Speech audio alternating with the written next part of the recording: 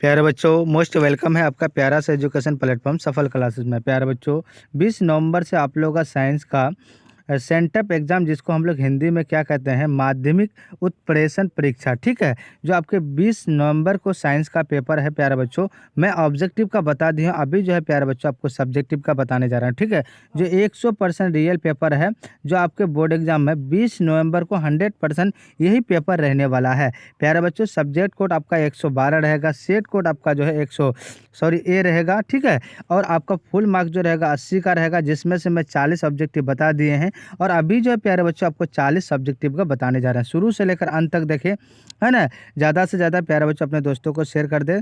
2 घंटा 45 मिनट का समय रहेगा, फुल मार्क्स 80 का रहेगा। ये निर्देश है, इस निर्देश को आप पढ़ के समझ सकते हैं। खंड अ में ऑब्जेक्टिव रहता है और खंड ब में आपको सब्जेक्टिव बताने जा रहे हैं। देखिए प्यारे बच्चों, कह रहा है कि लघु उत्तरीय प्रश्न, ठीक है।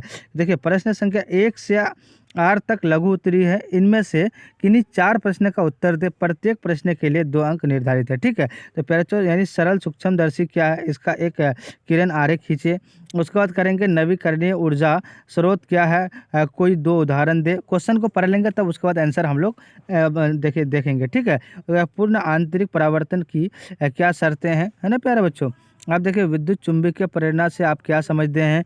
विद्युत की घरेलू आवश्यकता को पूरा करने के लिए सौर पैनलों के उपयोग में कौन सी रुकावटें हैं। उसके बाद ऊर्जा की बढ़ती मांग के पर्यावरणीय परिणाम क्या है। ऊर्जा खपत कम करने के लिए आपके सुझाव क्या होंगे। उसके बाद प्यारे बच्चों, कह रहा है किसी चालक के सिरों के बीच विभवांतर किस प्रकार बनाए रखा जा सकता है।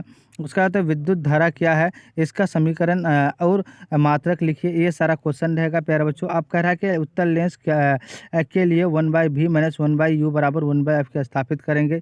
उसके बाद कह रहा है कि इंद्रधनुष क्या है, इसका निर्माण कैसे होता है। सचित्र समझाए, सचित्र मतलब चित्र के साथ। ये सारा क्वेश्चन रहेगा। आते हैं डायरेक्ट हम लोग क्वेश्चन की आंसर की ओर। ये सारा क्वेश्चन रहेगा प्यारे बच्चों, है ना। ये सारा आपका क्वेश्चन है, ये सारा क्वेश्चन है। अब देखिए डायरेक्ट आते हैं हम लोग कहाँ, आंसर की ओर। देखिए ये सारा क्वेश्चन है प्यारे बच्चों। देखिए फर्स्ट नंबर क्वेश्चन, आप लोग आंसर तो आप लोग को क्वेश्चन में रहेगा ही। देखिए फर्स्ट नंबर क्वेश्चन कह रहा है कि आंसर कह रहा है सरल सूक्ष्मदर्शी एक आवर्धक लेंस होता है, जिसमें छोटी फोकस लंबाई वाला द्विउत्तल लेंस होता है। ये धातु के फ्रेम पर बना होता है और इसमें लेंस को ऊपर नीचे या दाएं बाएं घुमाया जा सकता है। सरल सूक्ष्मदर्शी से जुड़ी कुछ और बातें, ठीक है। सरल सूक्ष्मदर्शी में एक ही लेंस होता है। सरल सूक्ष्मदर्शी का आवर्धन लगभग, है ना, 3000 होता है, गुना होता है। उसके बाद सरल सूक्ष्मदर्शी से बना प्रतिबिंब आवर्धित, वास्तविक और सीधा होता है, ठीक है। आप देखिए 2 नंबर का आंसर देंगे। नवीकरणीय ऊर्जा प्राकृतिक स्रोतों से प्राप्त ऊर्जा है, जो खपत की तुलना में अधिक दर पर पुनः पूर्ति की जाती है। उदाहरण के लिए सूर्य का प्रकाश और हवा से ऐसे है जो लगातार पुनः पूर्ति की जा रही है। नवीकरणीय ऊर्जा स्रोत प्रचुर मात्रा में है और हमारे चारों ओर मौजूद है, ठीक है। ये आंसर देखिएगा।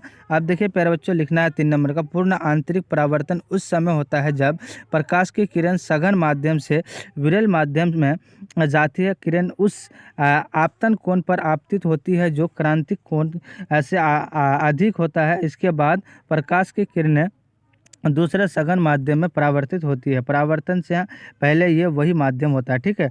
आप देखिए क्वेश्चन 4 कह रहा है प्रेरणा वह कारण यह है या कारण है जिसके कारण कोई व्यक्ति किसी खास तरीके से व्यवहार या कार्य करता है।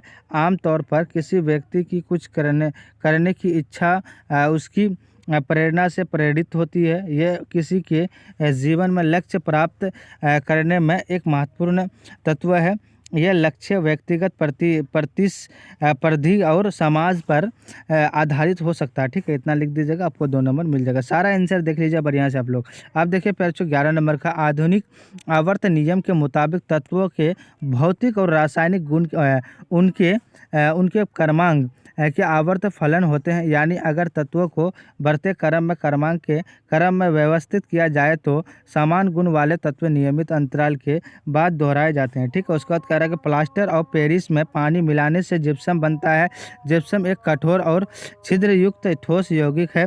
प्लास्टर ऑफ पेरिस और पानी के बीच होने वाली रासायनिक प्रक्रिया और इसके बारे में ज़्यादा जानकारी है। ठीक है, उसके बाद देखिए प्यारे बच्चों 13 नंबर कह रहा है कि अवक्षेपण अभिक्रिया का मतलब है जब किसी द्रव्य विलयन में रासायनिक अभिक्रिया होता है और उससे कोई ठोस पदार्थ बनता है तो उसे अवक्षेपण अभिक्रिया कहते हैं।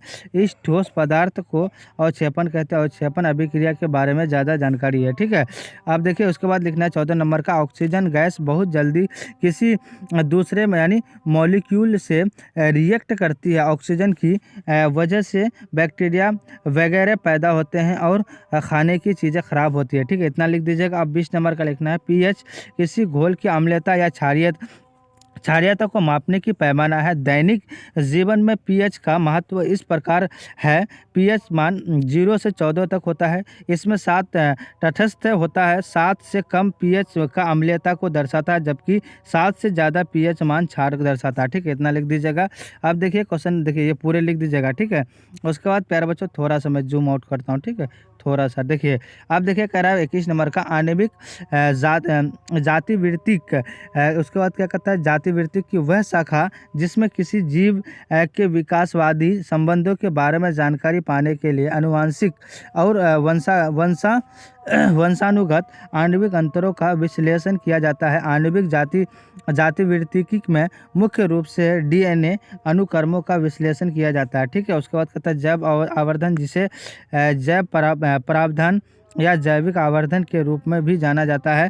इसका अर्थ है खाद्य श्रृंखला में होने वाले दूषित पदार्थों या जहरीले रसायनों की वृद्धि होना है। उसके बाद ये लिख दीजिएगा। उसके बाद प्यारे बच्चों 23 का ये लिख दीजिएगा पूरे आप। अब देखिए प्यारे बच्चों ये पूरे लिख दीजिएगा। अब देखिए 29 का लिखना है किस तरह से वृक्क या गुर्दे द्वारा उत्सर्जन किया क्रिया इस प्रकार होती है। वृक्क धमनी के जरिए उत्सर्जित पदार्थ वाला रक्त गुर्दे में प्रवेश करता है। गुर्दे में मौजूद यानी ग्लोमेरुलस की कोशिका में धमनी दबाव के तहत पानी और लवण फिल्टर हो जाते हैं। ये पूरे लिख दीजिएगा प्यारे बच्चों। ठीक है, ये आपको 2 नंबर मिल जाएगा। ठीक है प्यारे बच्चों, इतना ही के साथ मैं अपने वीडियो को ख़त्म करता हूँ। जो भी चैनल में नए जुड़ेंगे चैनल को सब्सक्राइब कर देंगे, लाइक कर देंगे और अपने दोस्तों को शेयर कर देंगे। जय हिंद, जय भारत।